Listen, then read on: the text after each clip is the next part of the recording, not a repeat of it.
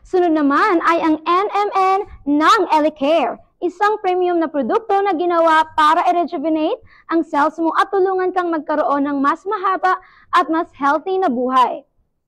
Ano ba ang pinagkaiba ng NMN sa mga regular na vitamins? Pinagsasama ng NMN lahat ng benefits ng ibang vitamins.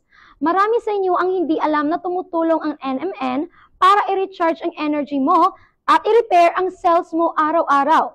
Kapag uminom ka ng tamang dose ng NMN, hindi mo na kailangang umasa pa sa iba't ibang vitamins, joint supplements, brain boosters, o vascular support. Kasi ang NMN, gumagana ito sa pinaka-cellular level mula sa utak, atay, puso, at kidney, hanggang sa balat at sa buhok mo. Sa totoo lang, pwedeng bumalik ang natural na color ng buhok mo kahit yung mga gray hair mula sa roots pa lang. Kapag consistent ang paggamit, parang ni-rewind yung biological clock ng katawan mo. Kaya mas magiging malakas, healthy at vibrant ka. Sobrang recommend ko talaga ito, lalo na kung gumagastos ka sa 4 o 5 iba't ibang supplements. 2 NMN capsules lang kada araw. Pwede na siyang complete at all-in-one na solution. Talaga bang nakakatulong ang Elecare NMN para mabawasan ang wrinkles, dark spots at ma-rejuvenate ang balat? Ano ba ang basihan ng claim na to? Ang ganda ng tanong na to. Pagpasok ng age 30 hanggang 40, bumababa yung NAD+ level sa katawan natin, kaya nawawala yung ability ng balat natin na mag-repair ng sarili niya. Kaya lumalabas yung dark spots, age spots, wrinkles, sagging skin at lumalaki yung pores. Ang NMN ang precursor na natural na nagpapatas ng NAD+ levels. Pag ininom mo ang NMN, mga 10 hanggang 30 minutes lang, nagiging NAD+ na siya, na siyang nagpapagana sa internal na proseso ng katawan mo para mag-regenerate ng balat.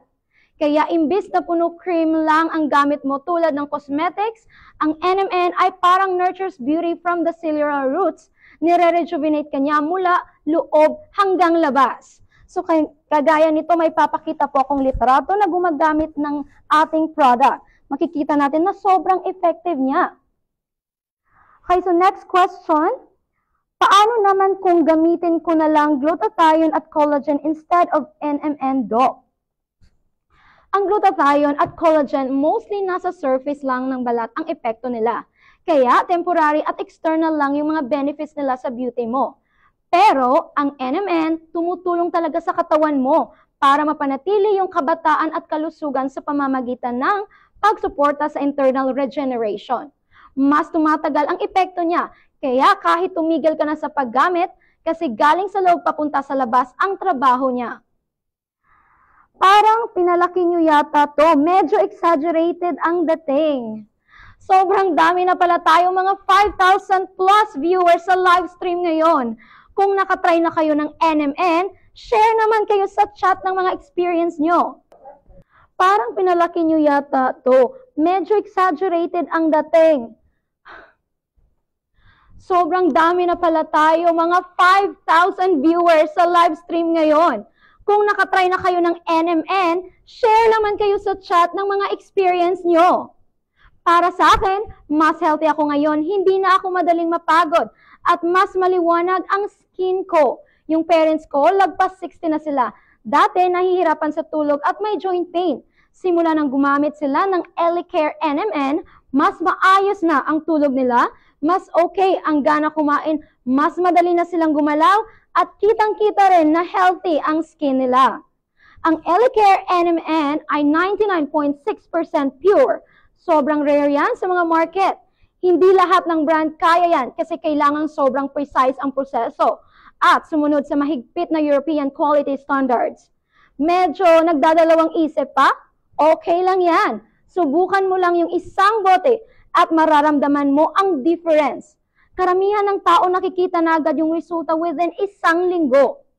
At ngayon din, may special offer tayo na exclusive lang sa live stream na to. Lahat ng detalye nandun sa official website namin, huwag palampasin.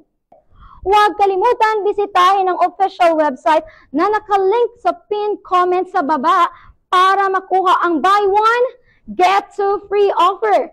na nagsisimula sa presyong 666 pesos lang.